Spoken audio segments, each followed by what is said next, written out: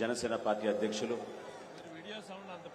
పవన్ కళ్యాణ్ గారికి, తెలుగుదేశం పార్టీ జాతీయ ప్రధాన కార్యదర్శి శ్రీ నారా లోకేష్ గారికి, అదేవిధంగా పెద్దలు బాలకృష్ణ గారికి, అచ్చెన్నాయుడు గారికి, వేదికను అలంకరించిన జనసేన పార్టీ నాయకులు, తెలుగుదేశం పార్టీ నాయకులు, ఇక్కడికి ఎంతో ఓపికతోటి అశేష ప్రజానికం లోకేష్ గారిని ఆశీర్వదించడానికి ఒక అభినందన సభనే కాకుండా రాష్ట్ర భవిష్యత్తును దృష్టిలో పెట్టుకుని ఒక రాజకీయ ప్రస్థానం చేస్తున్న ఒక యువకుడికి మీరందరూ కూడా తోడుగా నిలబడి ఈ కార్యక్రమాన్ని విజయవంతం చేసినందుకు ఇక్కడికి విచ్చేసిన ప్రజలందరికీ మనస్ఫూర్తిగా ముందుగా ధన్యవాదాలు తెలుపుకుంటున్నాను.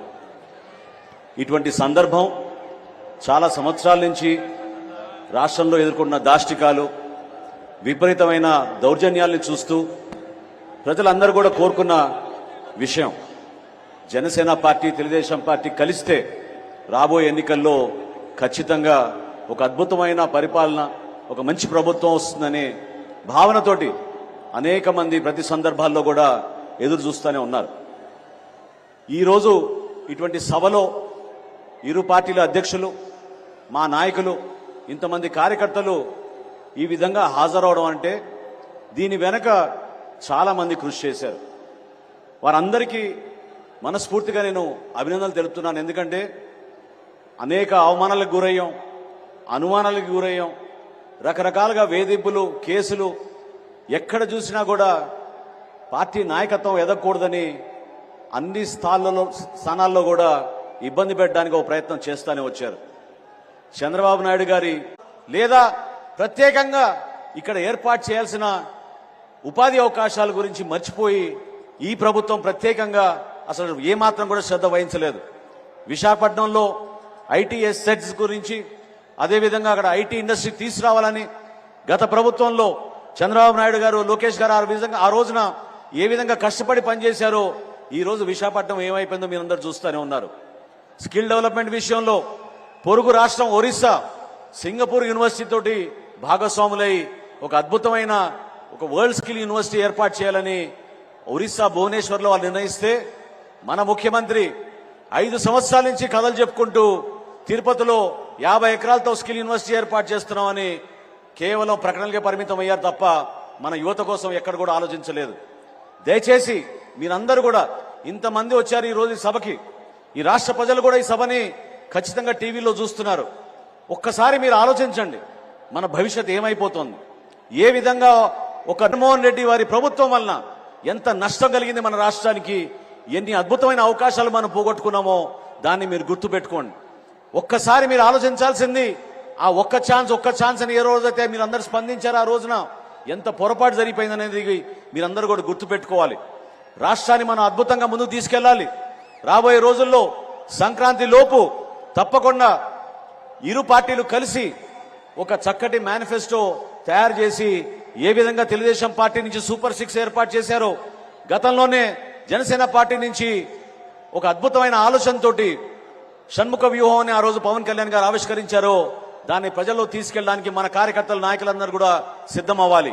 ప్రతి ఇంటికి వెళ్లి ఏ విధంగా యువతకు మన ఉపాధి అవకాశాలు కల్పించడానికి సిద్ధమయ్యామో, ఏ విధంగా మనం వాళ్ళ కాళ్ళపైన వాళ్ళు నిలబడి 10 లక్షల రూపాయల ఆర్థిక సాయంతో చక్కటి పరిశ్రమలు ఏర్పాటు చేసుకోగలుగుతారో, ఏ విధంగా ప్రతి నియోజకవర్గంలో ఒక గ్రోత్ సెంటర్ తీసుకురాగలుగుతామో దాన్ని మీరందరూ కూడా దృష్టి పెట్టుకోవాలని పదే చెప్పుకుంటూ, రాబోయే రోజుల్లో దయచేసి మీరందరూ కూడా ఇంత సుదీర్ఘమైన ప్రస్థానం బహుశా రాజకీయాల్లో ఎవరు చేసి ఉండరు.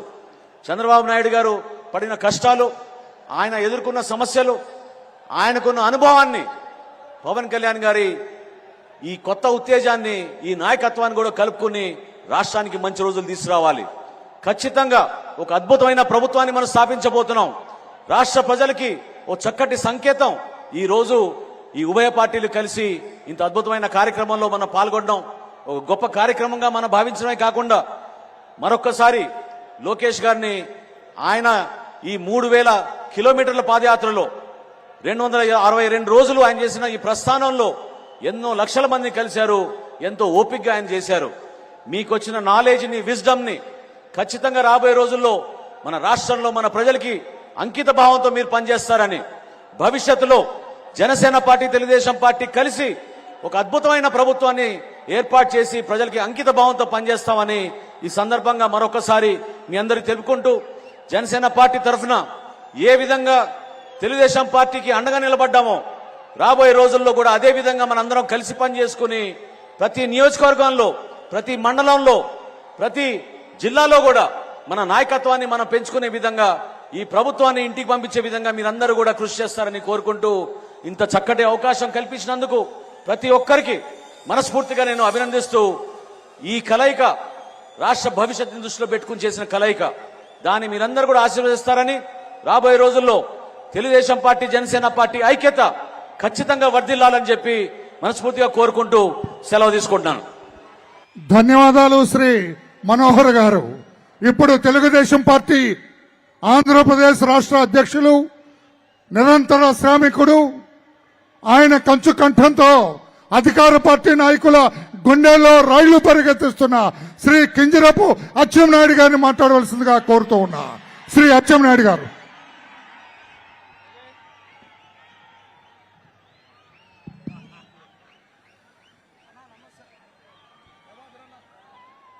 నేల ఈనిందా, ఆకాశం చిల్లు